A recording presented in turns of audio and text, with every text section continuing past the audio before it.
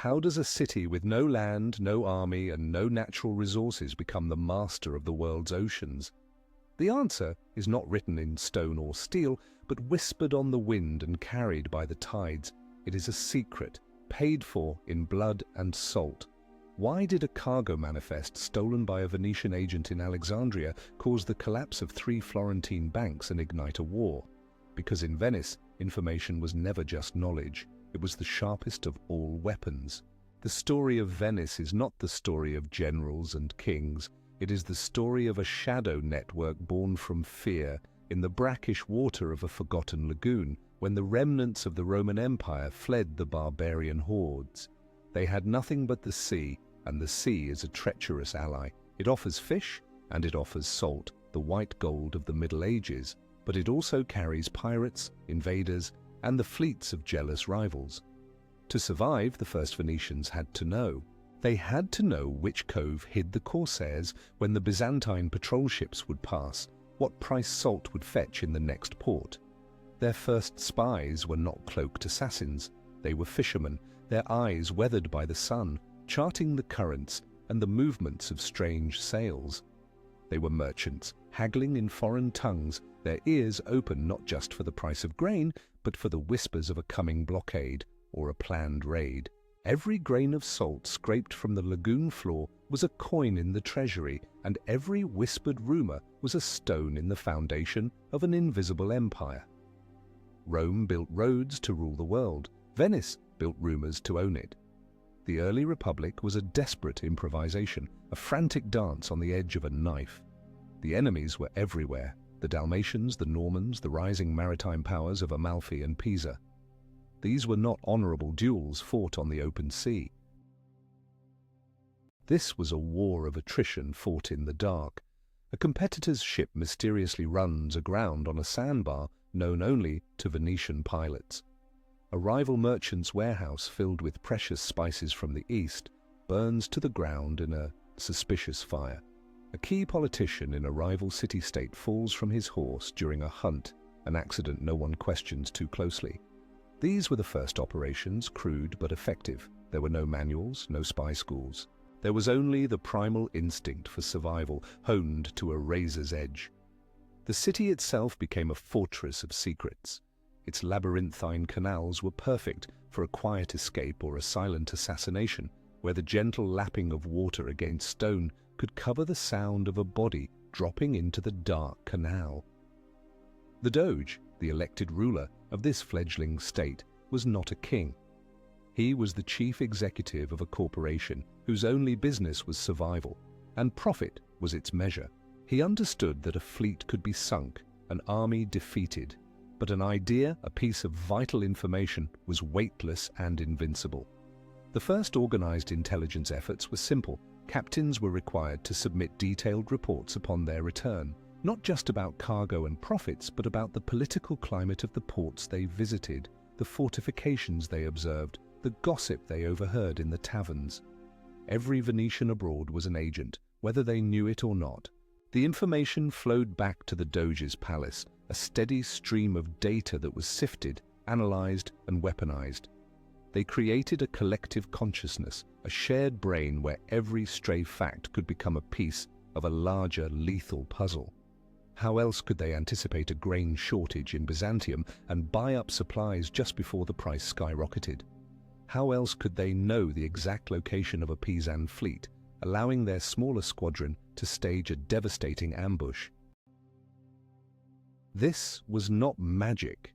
It was the methodical, ruthless application of knowledge. The Venetian state was being forged in a crucible of constant threat. Their greatest asset was their reputation as neutral, pragmatic traders. Who would suspect the friendly merchant offering fine Venetian glass of mapping the city's defenses? Who would think the humble monk seeking alms was actually assessing the loyalty of the local baron? They cultivated an image of being interested only in commerce, a facade that allowed them to move freely where soldiers could not. The Venetian dialect, a unique blend of Latin and local tongues, became a natural code. Their complex system of governance with its councils and committees was opaque to outsiders, a perfect breeding ground for secrets. This was a state learning to live with a dual identity. In the light of day, it was the most serene republic, La Serenissima, a hub of trade and diplomacy. In the shadows, it was a predator, constantly circling, watching, waiting for the slightest sign of weakness. Every diplomatic mission was a reconnaissance mission. Every trade treaty had secret clauses. Every marriage alliance was a way to place an agent in a foreign court. The foundation of Venetian power was built on a simple, brutal principle. It is better to know than to be known. And they would pay any price, betray any trust, and commit any sin to preserve that advantage. The world saw a city of merchants, but behind the bustling markets and the magnificent galleys, a different kind of power was growing. It was a power that did not rely on legions or castles. It was the power of the whisper, the stolen letter, the bribed servant. Can a great civilization truly be built on a foundation of lies and fear? The Venetians would have answered without hesitation. They would say that lies are merely the currency of diplomacy, and fear is the most effective tool of governance. For them, morality was a luxury they could not afford. The only guiding star in their dark sky was the prosperity and survival of the Republic. Every action, no matter how treacherous, was justified if it served that singular goal. The first spies were not heroes. They were desperate men in a desperate time, using the only weapon they had. But in doing so, they created a legacy, a machine of intelligence and intrigue that would one day hold the fate of empires in its hands. A machine fed by paranoia and oiled with gold, a machine that, once started, could never be stopped. The Venetian method was simple: trust no one and know everything about everyone. It was a philosophy that would turn their city into a jewel of the world and its canals into streams of gold and blood. This early, chaotic period of improvisation laid the groundwork for a more structured, more ambitious phase of Venetian intelligence. The world was about to be set on fire by a new religious fervor, a call to reclaim the Holy Land for Christendom. The Crusades were coming. For the kings and knights of Europe, it was a matter of faith and glory. For Venice, it was the business opportunity of a lifetime, an opportunity not just for wealth, but for extending their web of information across the known world. They would provide the ships, the supplies, and the transportation for the armies of God. But their true price would be paid in secrets, not silver. The crusading knights blinded by piety would be mere pawns in a much larger game. A game played by the masters of espionage from their lagoon city as they turned their eyes toward the glittering, decadent, and fatally vulnerable heart of the East, the ancient city of Constantinople. The Venetian trading posts, the Fondaci, scattered across the Levant, were more than just warehouses and markets. They were the nerve centers of a burgeoning empire of information. In the bustling, chaotic ports of Constantinople, Acre, and Alexandria, these compounds became fortresses of espionage. Behind their walls, under the guise of counting bolts of silk and weighing sacks of pepper, the real work was done. Agents, disguised as unassuming merchants, clerks, and even priests, fanned out into the city. They learned the languages, understood the customs, and mapped the intricate social and political networks of their hosts. They weren't just gathering gossip, they were collecting strategic intelligence. Which Byzantine general was in debt? Which Saracen emir was secretly unhappy with his sultan? Where were the weaknesses in the city walls of Tyre? Every piece of information was meticulously recorded, coded, and sent back to Venice on the next galley, hidden in the false bottom of a wine cask or sewn into the hem of a pilgrim's robe. The Crusades provided the perfect cover. The great armies of Europe, marching under the banner of the cross, were a chaotic, disruptive force. And in chaos, Venice thrived. They played all sides against each other with breathtaking cynicism. They would sell weapons to the Saracens while transporting the Crusaders who would fight them.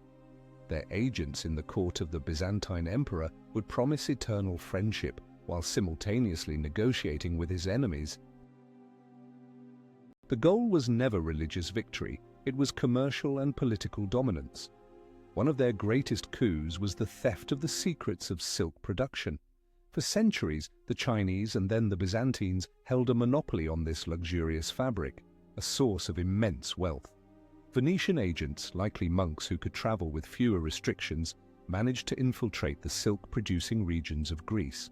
They studied the methods, bribed the weavers, and, according to legend, smuggled silkworm eggs out of the country, hidden in hollow bamboo staffs. It was an act of industrial espionage that broke the Byzantine monopoly and funneled a river of gold into the Venetian treasury. A single secret more valuable than 1,000 shiploads of plundered goods. In Venice, they understood that the most profitable wars are the ones fought in the shadows. Their main rivals were not the Saracens, but their fellow Italian maritime republics, Genoa and Pisa. The competition was savage. Venetian agents were masters of economic sabotage. They would spread false rumors of a plague in a Genoese port to divert trade to their own harbors. They would bribe dockworkers to accidentally drop crates of expensive Genoese goods into the sea. They sabotaged caravans on the Silk Road, ambushed rival ships, and engaged in a constant, low-level war of piracy and assassination. The Eastern Mediterranean became a chessboard for these rival intelligence services. In the back alleys of Acre, agents would meet in secret, exchanging information, recruiting informants, and sometimes eliminating a rival with a quick knife thrust. There were even clashes with the legendary Order of Assassins, the shadowy sect from Persia. The assassins were masters of infiltration and political murder, but they operated from a fanatical religious ideology. The Venetians were motivated by something far more practical: the bottom line. They sought not to create terror, but to control markets, and they found the assassins to be an unpredictable and therefore dangerous element in their carefully managed world of intrigue. What would you do for the prosperity of your country? Betray, bribe, or murder? The Venetians would not have bothered to answer. For them, it was not a choice, it was a checklist. The Republic demanded absolute loyalty, and it was a loyalty that superseded any moral or religious code.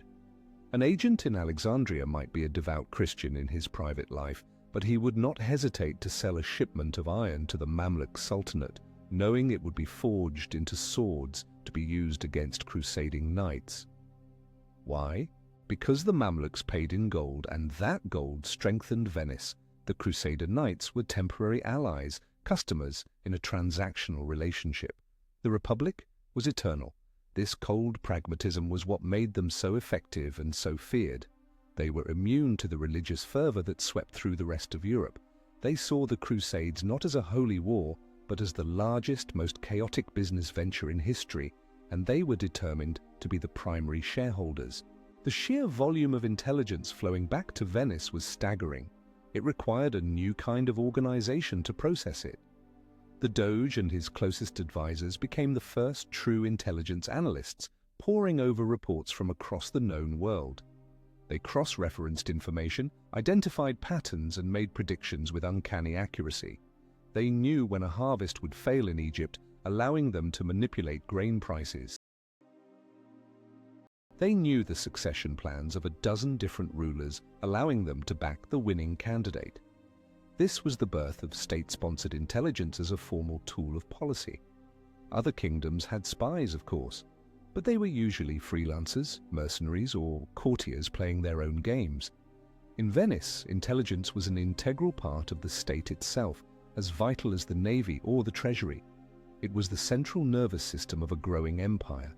A system where the price of pepper in India and the loyalty of a guard on the walls of Jerusalem were connected threads in a single, vast web. This expansion into the east, however, brought a new kind of danger. As Venice grew richer and more powerful, it also became more insular and suspicious.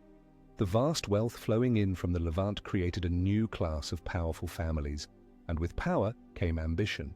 The Doges began to worry not just about external enemies, but about traitors within their own walls. The same methods they had used to control their rivals abroad could be turned inward against their own citizens. The Republic was becoming addicted to secrets, and that addiction would soon breed a deep and abiding paranoia. The knowledge that had made them strong was also a curse, forcing them to see enemies in friends and betrayal as the only constant in a dangerous world. The vast network built to look outward would soon turn its gaze inward, creating a system of surveillance and terror that would become legendary. The greatest threat to Venice was no longer the pirate or the foreign potentate. It was the Venetian himself. The stage was set for the creation of the Republic's most feared and secret institution. The Republic began to fear its own shadow. The immense wealth and power accumulated during the Crusades had created a volatile new reality. Rival noble families, enriched by Eastern trade, began to eye the Doge's throne with envy. Conspiracies simmered in the dimly lit palazzos. In a city where every citizen was a potential informant against foreign powers, it was a short step to turning that same system inward. In the year 1310, following a failed but terrifying coup, the Venetian government made a fateful decision. They created a temporary committee with extraordinary powers to hunt down the conspirators and eliminate any remaining threats to the state. This committee was so brutally effective that its mandate was renewed again and again until it became a permanent and terrifying fixture of Venetian life, the Council of Ten. This was not merely a secret police force, it was the embodiment of state paranoia, an institution that placed the security of the Republic above any concept of law, justice, or human life. Its members were chosen from the most powerful families, their identities often kept secret, and their authority was absolute. They were the judge, jury, and executioner operating in total secrecy. A network of informants known as the Capi di Sestiere soon enveloped the city. They were everywhere. The friendly baker, the gossiping laundrywoman, the gondolier poling his boat through the dark canals, any one of them could be on the payroll of the Ten. A careless word in a tavern, a complaint about taxes, a letter to a cousin in a rival city, everything was reported. To facilitate this flow of information, special collection boxes were installed throughout the city. They were known as the Bocce di Leone, the lion's mouths, stone carvings of a lion's head with a slot for a mouth. Into these mouths, citizens could drop anonymous denunciations accusing their neighbors of treason, blasphemy, or any other crime. The city was gripped by a quiet terror. No one knew who to trust. Friendships were strained, families divided. The lions' mouths turned paranoia into a civic duty. It was a perfect system of control, cheap, efficient, and utterly soul-crushing. In Venice, a dropped coin made less noise than a whispered secret.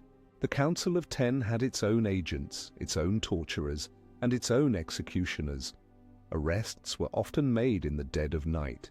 The accused would simply disappear, taken to the infamous prisons of the Doge's palace.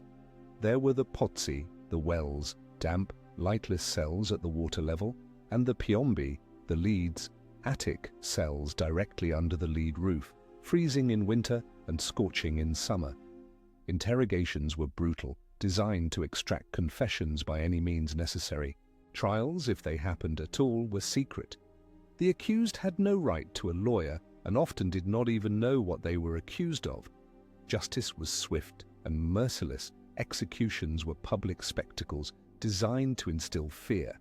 The condemned would be hanged between the two great columns in the Piazzetta San Marco, their bodies left to rot for days as a grim warning to anyone who might dare to challenge the state. The Republic demanded not just obedience, but absolute silence. What greater tyranny is there than the one that forces you to guard your own thoughts? The ultimate expression of this internal paranoia was the tragic story of Doge Marino Faliero in 1355. Faliero was a celebrated military hero, an old man elected to the highest office. But he felt slighted by the arrogance of the young nobility and, in a fit of rage and ambition, plotted to overthrow the Republic and establish himself as a prince. The plot was doomed from the start. In a city where every wall had ears, such a conspiracy could not remain secret for long. He was betrayed, of course. The Council of Ten moved with terrifying speed. They arrested the Doge, the head of the state, and put him on trial in his own palace. He was found guilty of treason and sentenced to death. He was beheaded on the grand staircase of the Doge's palace, the very spot where he had been inaugurated. To complete the humiliation, a black veil was painted over his official portrait in the hall of the Great Council, with an inscription reading, "This is the space reserved for Marino Faliero, beheaded for his crimes." It was a chilling message. No one, not even the Doge, was above the state. The system had become a cannibal, willing to devour its own leaders to preserve itself. This internal focus did not mean that Venice neglected its external enemies. On the contrary, the Council of Ten also became the supreme body for foreign intelligence and covert operations. They directed the actions of ambassadors, ran networks of spies abroad, and sanctioned political assassinations. They were the hidden hand guiding Venetian foreign policy, a shadow government whose decisions were final and unquestionable. The council perfected the art of disinformation. They would leak false documents to a rival ambassador, start rumors to destabilize a foreign market, or create a diplomatic incident to distract a powerful king. They were masters of psychological warfare, understanding that the fear of a Venetian dagger was often more effective than the dagger itself. They compiled vast dossiers on every ruler, minister, and general in Europe, detailing their weaknesses, their vices, and their secret ambitions. This knowledge allowed them to manipulate foreign courts with surgical precision. The Council of Ten represented the culmination of the Venetian philosophy of power. It was the institutionalization of fear, the transformation of espionage from a tool of foreign policy into a fundamental principle of governance. They created a state that was perfectly secure but suffocatingly oppressive. The irony was that this machine of terror, built to protect Venice from its enemies, ultimately weakened it.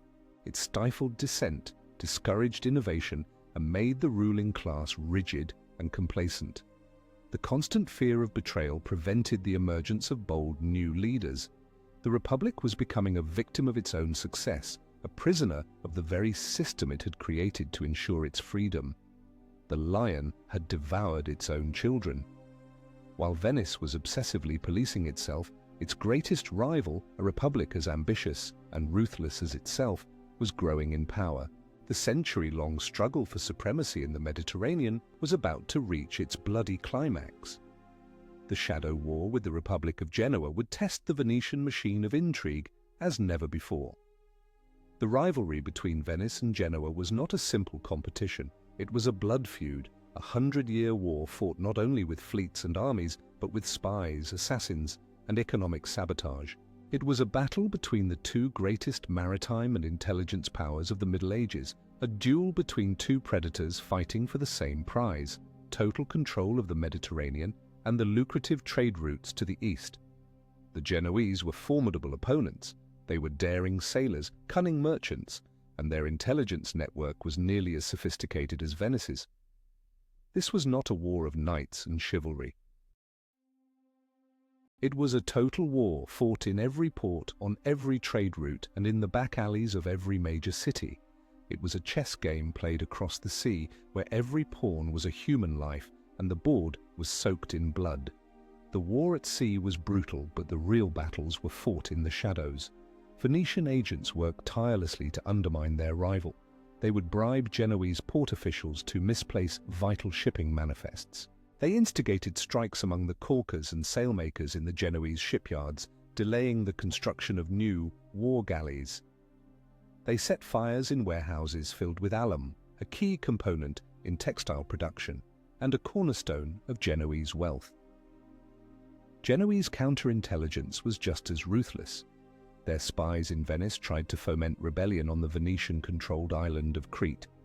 They spread rumors that Venetian pepper was tainted with disease, hoping to ruin its reputation. They attempted to purchase the loyalty of the skilled glassblowers of Murano, trying to steal the secrets that made Venetian glass the most prized in the world. The Council of Ten responded with characteristic brutality. Any glassblower caught trying to leave the Republic was hunted down and assassinated. His family in Venice would be imprisoned. The message was clear: the secrets of the Republic were to be protected with blood. The two powers engaged in a deadly game of cat and mouse. Double agents were common, feeding their handlers a carefully curated mix of truth and disinformation. Codes were created, stolen, and broken.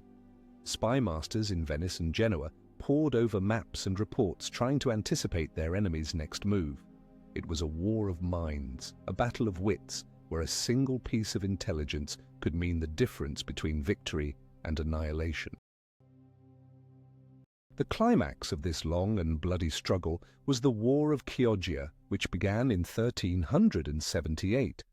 The Genoese, in a brilliant and daring move, captured the small fishing port of Chioggia at the southern end of the Venetian lagoon itself.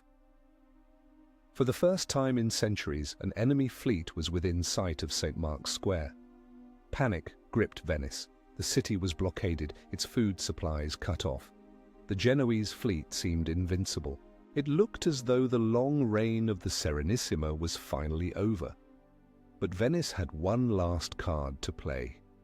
While its battered fleet, under the command of the brilliant Admiral Vettor Pisani, held the line, its intelligence network went into overdrive. Agents who had been dormant for years were activated across the Mediterranean.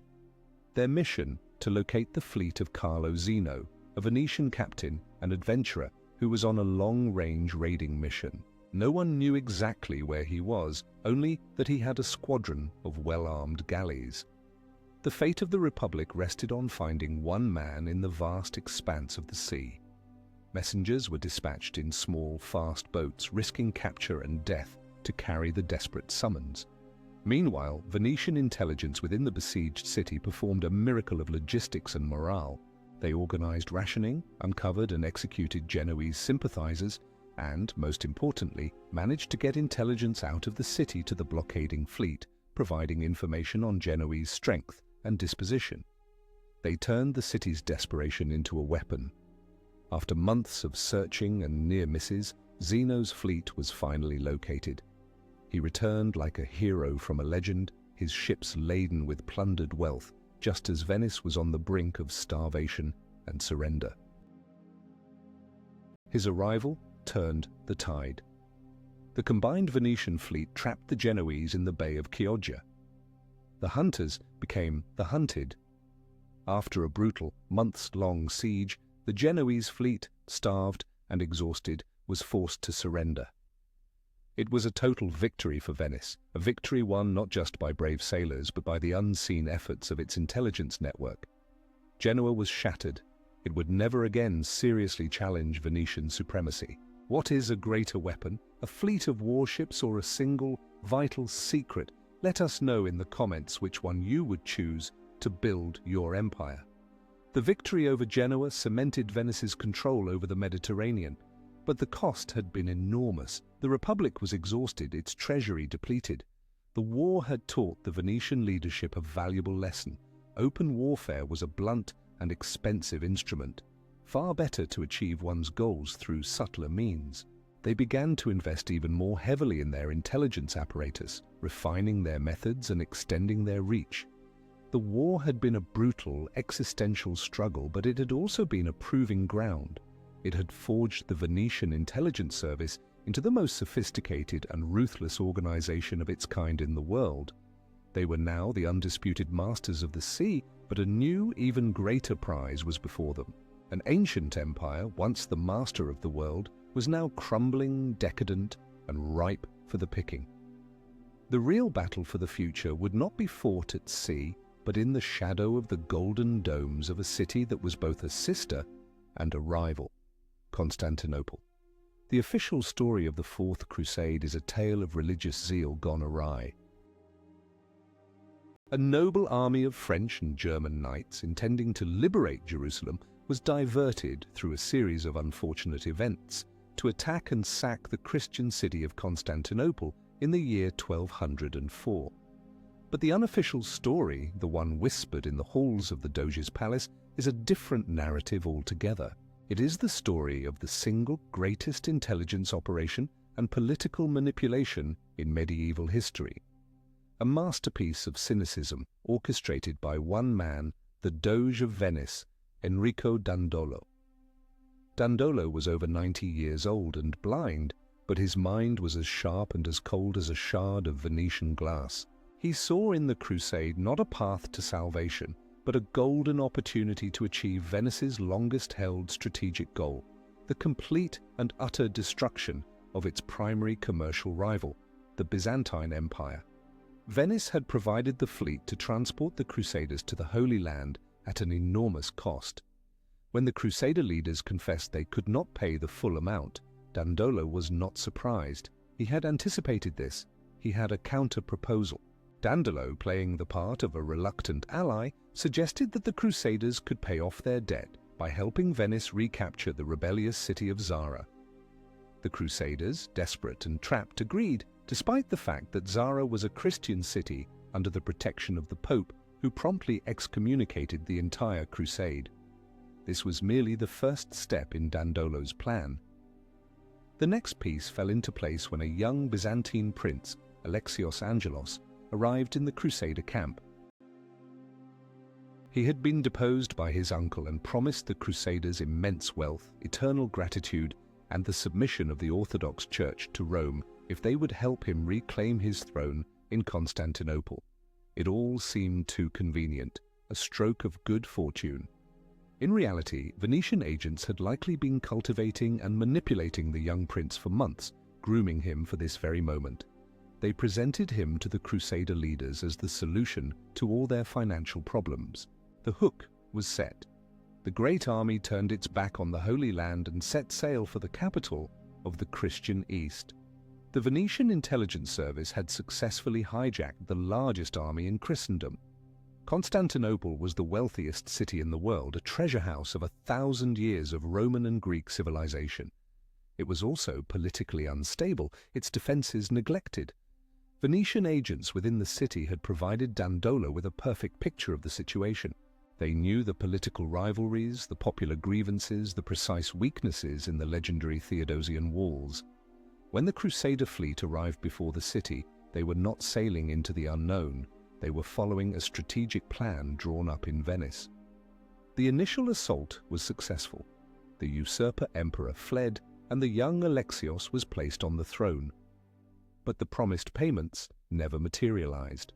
The Byzantine treasury was empty, and the populace hated the Westerners they now had to support. Tensions rose, leading to riots and skirmishes. This too was part of Dandolo's calculation. He knew the prince could never fulfill his promises. The resulting chaos would provide the perfect pretext for what he had wanted all along. The final act of the tragedy was about to begin. When the Crusaders, enraged and feeling betrayed, finally stormed the city, it was not a disciplined military conquest. It was a 3-day orgy of destruction, looting, and slaughter. But while the French knights were mindlessly plundering, the Venetians operated with methodical, surgical precision. They were not interested in random violence. They had a shopping list. Guided by their agents, they went straight for the most valuable treasures. They looted the imperial palaces, the great libraries, and the churches, which were filled with priceless relics. From the hippodrome, they carefully dismantled and stole the quadriga, the magnificent 4 bronze horses that had been a symbol of imperial power since the time of Constantine. They took relics like a fragment of the True Cross and the Shroud of Turin. These were not just objects of religious veneration, they were assets that would bring immense prestige and a flood of pilgrims, and their money, to Venice. It was the greatest art heist in history, conducted under the cover of a holy war. The fall of Constantinople was a civilizational catastrophe. The Byzantine Empire was shattered, never to fully recover. A vast repository of classical knowledge was lost forever, as its libraries were burned. The event created a permanent schism between the Catholic West and the Orthodox East. But for Venice, it was a staggering triumph. In a single stroke, they had eliminated their main rival, acquired a maritime empire of islands and ports, and looted enough wealth to fund their republic for a century. They became the masters of the Eastern Mediterranean. Enrico Dandolo, the blind old doge, had achieved what generations of his predecessors had only dreamed of. He had used the piety of others as a weapon and turned a holy war into the most profitable business venture imaginable. Yet, This moment of ultimate triumph was also the beginning of a long decline. By destroying the Byzantine buffer state, Venice had opened the gates of Europe to a new and formidable power rising in the east, the Ottoman Turks. The victory had been total, but it was a victory that would come back to haunt them for centuries.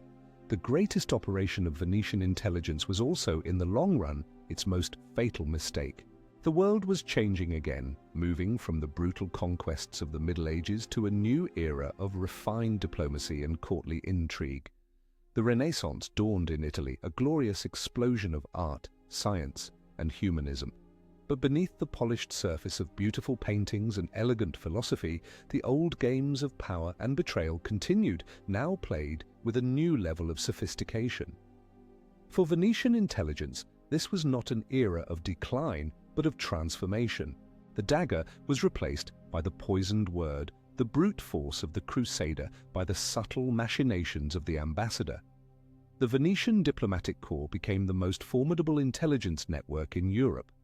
Every ambassador sent from the Republic to the great courts of Rome, Florence, Paris, or Madrid was more than a diplomat. He was a spy master, the head of an intelligence station, and his primary duty was not to negotiate treaties, but to gather information. Upon their return to Venice, these ambassadors were required to submit a final, comprehensive report to the Senate, a relazione. These relazioni were masterpieces of political and psychological analysis, detailing the military strength, economic situation, court factions, and even the personal habits and weaknesses of the foreign ruler. They are some of a historian's most valuable sources for the period, a testament to the Venetian obsession with information. These ambassador spies were at the center of the continent's web of intrigue. In Rome, they navigated the treacherous currents of the papal court, bribing cardinals for information on the Vatican's next move and foiling plots hatched by rival Italian states. A key conflict was the silent war against the rising power of Florence under the Medici family. The Medici were masters of banking and political intrigue, and their own intelligence network was formidable. The two powers clashed over trade routes, political influence, and artistic prestige. Venetian agents worked to undermine Medici banks, while Florentine spies tried to poach Venice's best artists and artisans. It was a war fought with ledgers and letters of credit, where a shift in the exchange rate could be more devastating than a lost battle. The Venetians used their intelligence to play the great powers of Europe off against each other. They would leak French military plans to the Holy Roman Emperor, then sell the Emperor's secrets to the King of France, all while maintaining a public facade of strict neutrality. Their goal was to keep the great continental powers bogged down in endless wars, preventing any one of them from becoming strong enough to threaten Venice's dominance in Italy and the Mediterranean. When subtlety failed, the Council of Ten had other methods. The Renaissance was also the golden age of Venetian poison. The council employed a stable of alchemists and apothecaries to develop sophisticated toxins that were colorless, tasteless, and difficult to detect. Political assassination became a refined art form. If a troublesome general, a rival merchant, or a hostile politician needed to be removed, the council would issue a quiet contract. The assassin might be a disillusioned courtier, a bribed servant, or a beautiful courtesan. The poison could be administered in a glass of wine, on the tip of a letter opener, or even absorbed through a pair of scented gloves. The Venetians became so notorious for this that any sudden death of a prominent figure in Europe was often blamed on the Venetian art. The fear of their invisible hand was a powerful deterrent. Can a state that perfects the art of murder still call itself the most serene republic? For the Council of Ten there was no contradiction. The serenity of the state was preserved precisely through such ruthless, hidden actions. The splendor of the Renaissance provided the perfect cover for this shadow war, while patrons like the Medici and the popes were commissioning masterpieces from Leonardo and Michelangelo. Venetian agents were stealing the blueprints for new types of cannons and improved fortifications.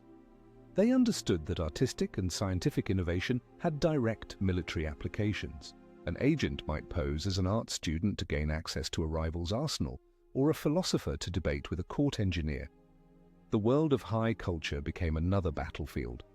The same artist who might be painting a beautiful Madonna for a church altar could, for the right price, make a sketch of a new fortress design for a Venetian agent. The line between art and espionage was blurred. Every interaction was an opportunity for intelligence gathering. Every conversation was a potential source of valuable information. The Venetian ambassador was a master of this game, a charming, cultured man who could discuss poetry with the queen while seducing her lady-in-waiting to learn the king's secrets. This period saw the apogee of Venetian influence. They were the gatekeepers between East and West, the bankers of Europe, and the puppet masters of its politics. Their intelligence network was the envy of every king and emperor. But the world was beginning to change in ways that even their vast network could not control. The ground beneath their feet was shifting. Their focus had been on the courts of Europe and the trade of the Mediterranean. But new threats and new opportunities were emerging. To the east, the Ottoman Empire, having recovered from the blow of Constantinople's fall, was now a superpower, pressing hard against Venice's maritime territories. And to the west, explorers were beginning to sail out into the vast, unknown Atlantic, seeking new routes to the riches of the Indies. The renaissance of intrigue was a brilliant, glittering affair, but it was the final golden afternoon of Venetian dominance. A long, bloody twilight struggle was about to begin. The clash with the Ottoman Sultan would become the next great test of Venice's shadow empire. The confrontation between Venice and the Ottoman Empire was more than a war. It was an epic, centuries-long struggle between two civilizations, a duel fought across the entire eastern Mediterranean. For Venice, it was a battle for survival. The Ottomans were a land-based superpower, a military juggernaut that had swallowed up the old Byzantine lands and now cast its shadow over Venice's colonial empire, the Stato da Mars. This was not a rival like Genoa, which could be defeated in a single decisive war. The Ottoman Empire was a relentless, expanding force.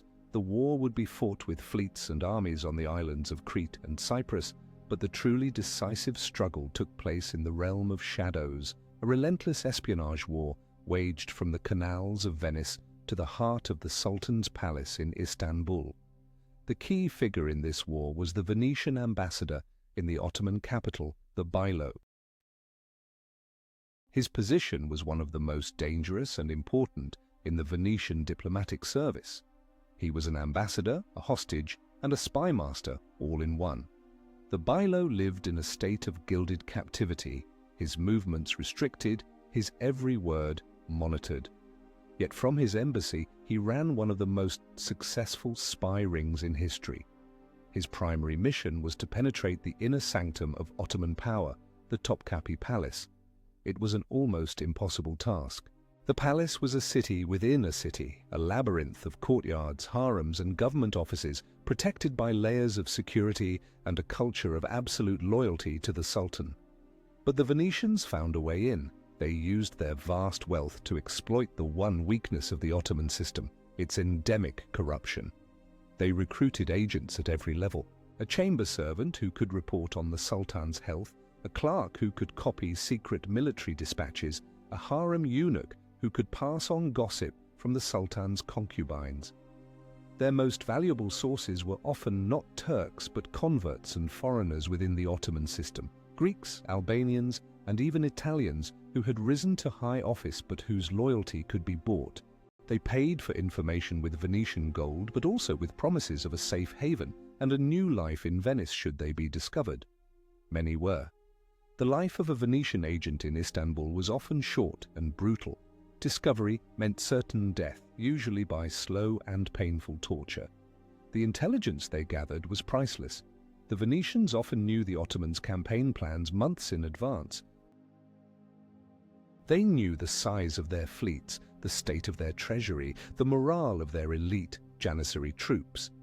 This information allowed the much smaller Venetian military to anticipate Ottoman moves, to stage ambushes, and to concentrate their forces where they would be most effective. They also waged a campaign of sabotage and subversion. Venetian agents fomented rebellions among the Sultan's unhappy Christian subjects in the Balkans. They bribed Ottoman naval commanders to use substandard materials in the construction of new ships. They used their network of Jewish doctors, who could move more freely within the palace, to gather intelligence and pass messages. This was a high-stakes game where the price of a single mistake could be the loss of a key island like Cyprus or Crete. Perhaps the greatest triumph of Venetian intelligence in this period was the Battle of Lepanto in 1571. On paper, the Holy League, a coalition of Christian powers including Venice and Spain, was facing a larger and more powerful Ottoman fleet, but the Christian commanders had a secret weapon: superior intelligence, courtesy of Venice. Venetian spies had provided them with a detailed breakdown of the Ottoman fleet's composition, its leadership, and its strategic weaknesses. They knew which Ottoman captains were experienced and which were political appointees. They knew that the Ottoman galleys were packed with soldiers but had fewer skilled rowers, making them less maneuverable. Most critically, they had learned that the Ottomans believed the Christian fleet was scattered and disorganized. This intelligence allowed the Holy League to force a decisive battle on their own terms, leading to a crushing victory that shattered the myth of Ottoman invincibility at sea. Lepanto was a triumph of cannons and courage, but it was conceived in the secret listening posts of the Venetian intelligence service. When facing an enemy, is it better to have a powerful army or a perfect spy? This is a question leaders have faced for centuries. Tell us your choice in the comments. The Ottomans, however, were not passive victims. They had their own formidable intelligence service. Their agents operated throughout Venice's colonial possessions and even in Venice itself. They tried to exploit the simmering resentment of the Greek Orthodox populations ruled by the Catholic Venetians. They had spies on the docks of the Venetian arsenal trying to steal the secrets of Venice's advanced shipbuilding techniques. The war was a constant back and forth, a bloody dance of attacks and counterattacks, of victories and defeats. Venice managed to hold on to its maritime empire for centuries against overwhelming odds, a testament to the effectiveness of its intelligence network. But it was a bleeding wound, a constant drain on the Republic's resources and manpower.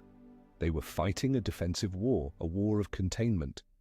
While Venice's attention and treasure were consumed by this epic struggle in the East, a fundamental shift was happening in the West. New worlds were being discovered. New trade routes were being opened. The very map of the world was being redrawn, and Venice, for the first time in its history, was in danger of being left behind. The center of gravity was shifting away from the Mediterranean, out into the vast, turbulent waters of the Atlantic Ocean. The end of the 15th century brought news that sent a tremor of fear through the Venetian Rialto.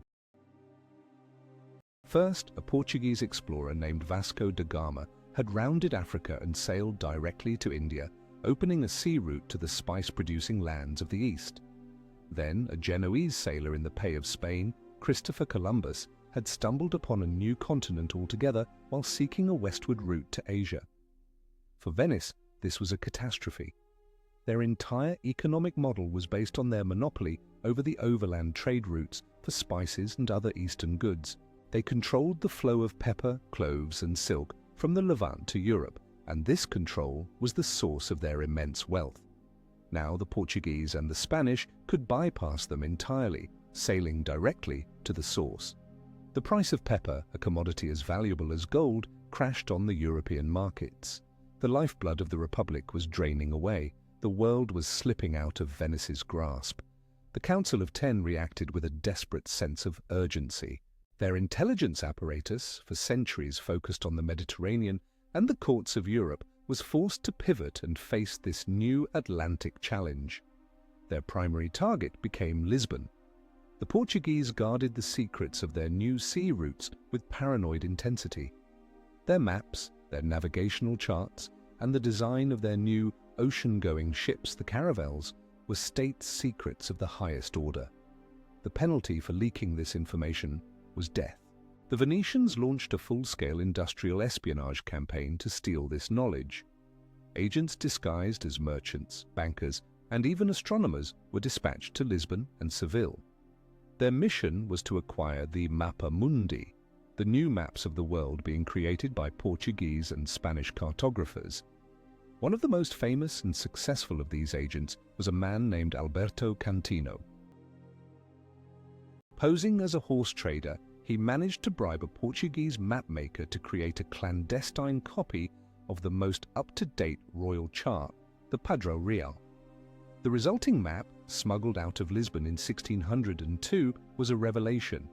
It showed the coastline of Brazil, the details of Africa, and the routes to India with stunning accuracy.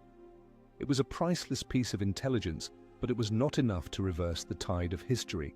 Stealing a map is one thing. Building the fleets and controlling the oceans to exploit it is another. Venice also engaged in direct sabotage. They attempted to disrupt the fledgling Atlantic trade through a variety of covert means. Venetian agents in Egypt convinced the Mamluk Sultan to launch a naval war against the Portuguese in the Indian Ocean, hoping to cut off the new route at its source. They even offered to help the Ottomans build a canal at Suez, a project that would have allowed their Mediterranean galleys direct access to the Red Sea and the Indian Ocean. The plan was brilliant, but ultimately failed. In the Americas, they saw an opportunity to strike at their other great rival, Spain. They secretly financed and provided intelligence to English and Dutch privateers, the pirates who preyed on the Spanish treasure fleets carrying silver from the New World. It was a classic Venetian strategy. Use others to fight your battles for you, weaken your rivals without officially declaring war. While Sir Francis Drake was celebrated in England as a hero, he was, in part, an unwitting instrument of Venetian foreign policy. But these were the actions of a power on the defensive. Venice was no longer the predator, setting the agenda and shaping the world to its will. It was now reacting, desperately trying to cling to its fading prominence.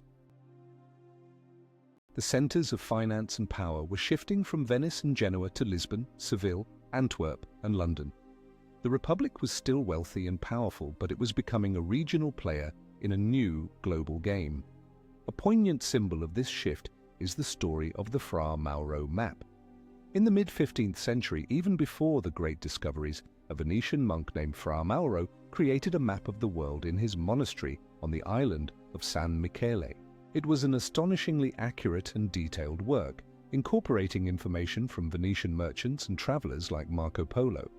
It even showed the southern tip of Africa, suggesting a sea route to India was possible decades before da Gama proved it. It was a masterpiece of Venetian intelligence gathering, but by the time Cantino stole his map a half-century later, Venice was no longer the creator of such knowledge, but a thief of it.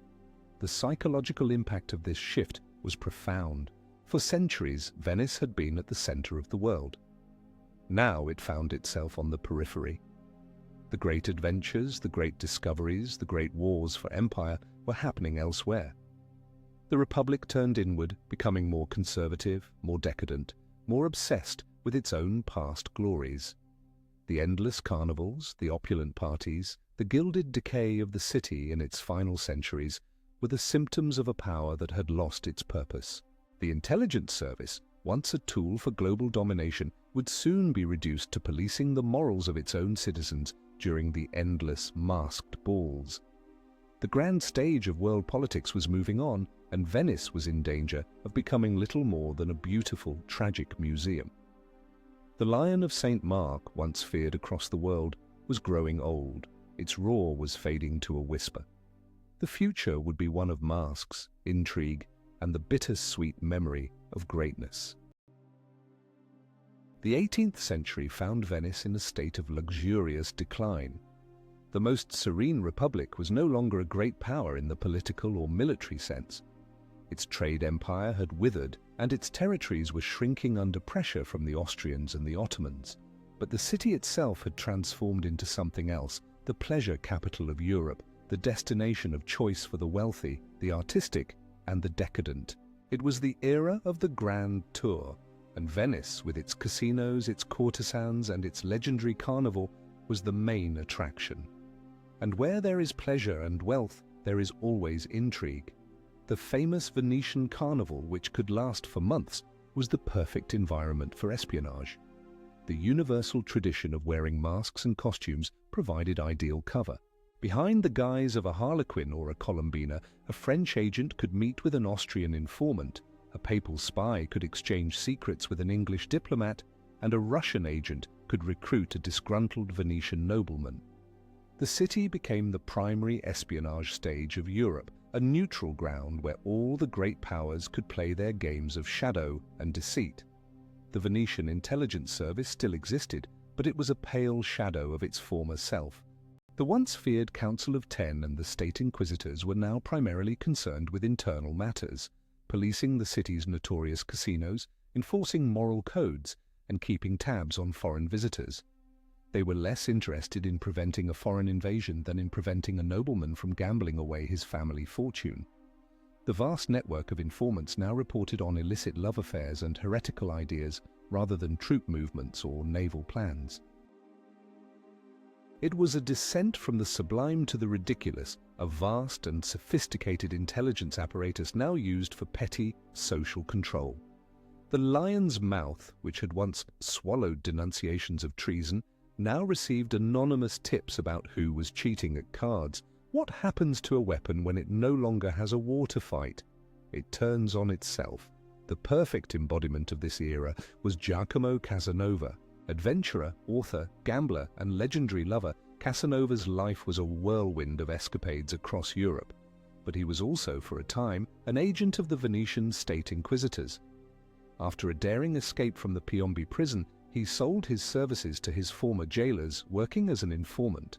His missions were typical of the era. He was tasked with reporting on the spread of Freemasonry, identifying spies from other nations, and providing details on the financial and romantic scandals of the European aristocracy.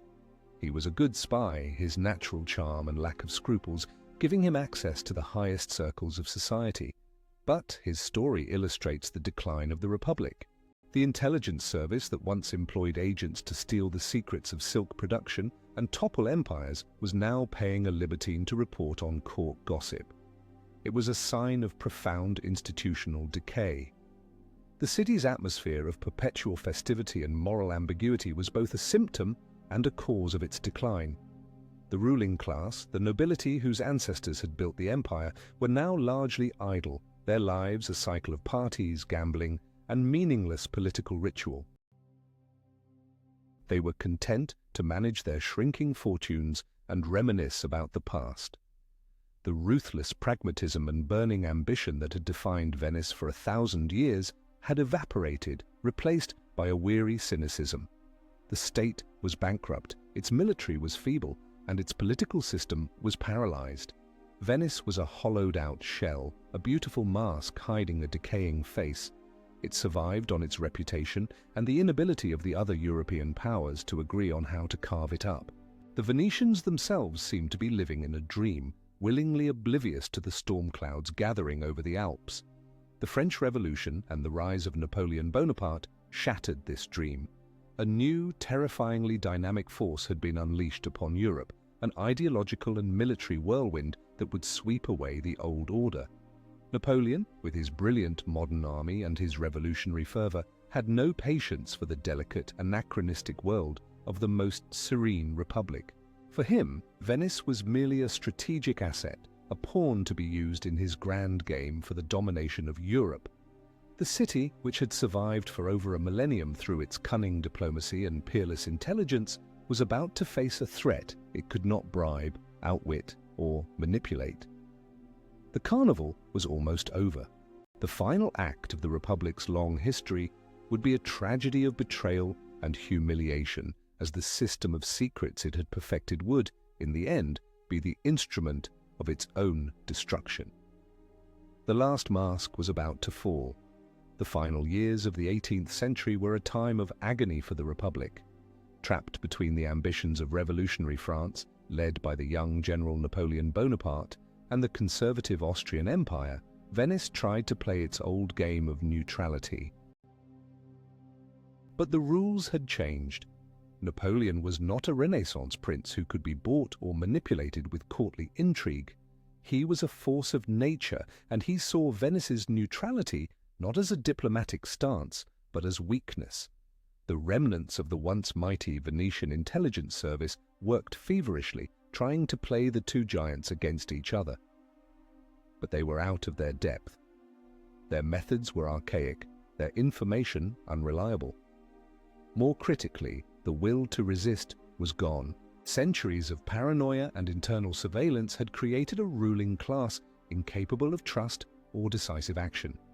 When faced with a true existential threat, the system built on suspicion collapsed from within. Agents, seeing the end was near, began to sell their services to the French or the Austrians, trading centuries-old secrets for personal survival. The ultimate betrayal was not of a person, but of the Republic itself. In 1797, Napoleon issued an ultimatum. He manufactured a pretext, accusing Venice of inciting rebellion against his troops on the mainland. He demanded the dissolution of the ancient aristocratic government. The Great Council, the assembly of nobles that had governed the Republic for centuries, met for the last time. Panic and despair filled the hall.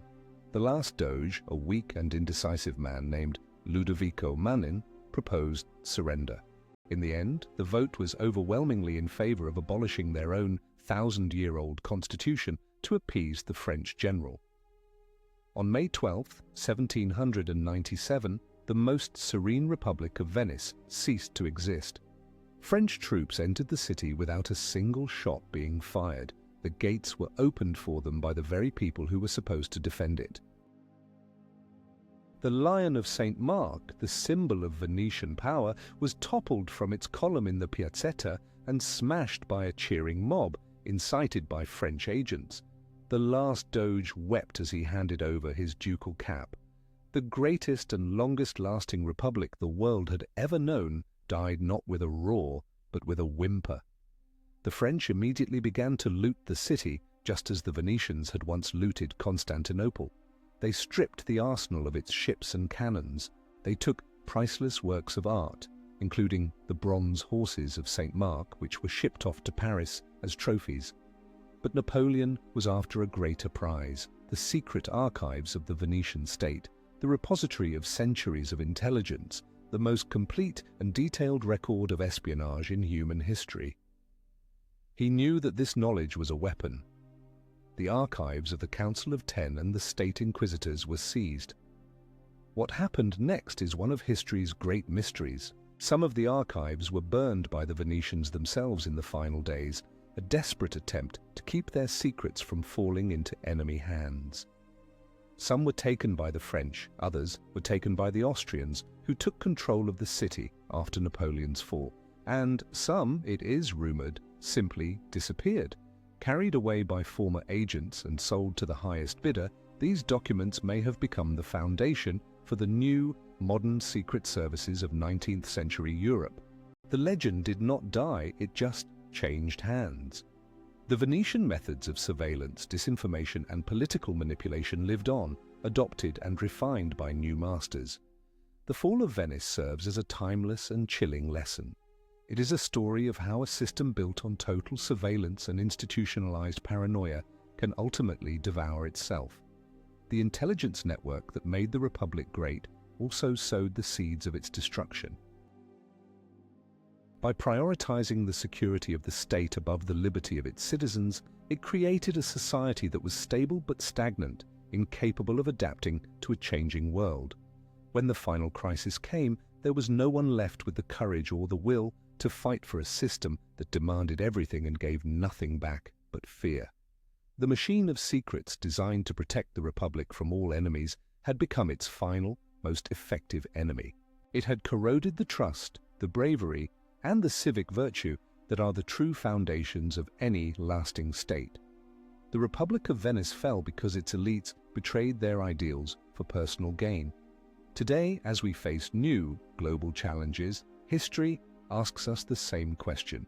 Tell me, what is more important to you, personal well-being at any cost, or loyalty to the common cause, even if it requires sacrifice? Write your answer in the comments. Your opinion is very important to us.